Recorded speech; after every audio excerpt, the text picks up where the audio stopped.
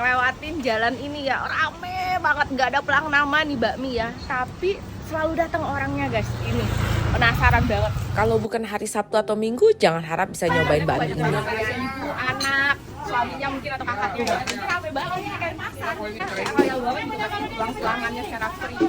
Sampai tadi tuh ada yang dikasih kuah satu buah gede.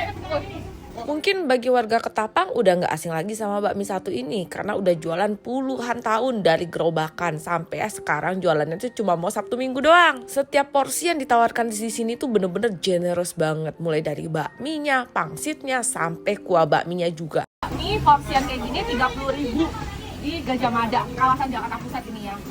Kalian bisa lihat sendiri toppingnya banyak ya, cashewnya banyak.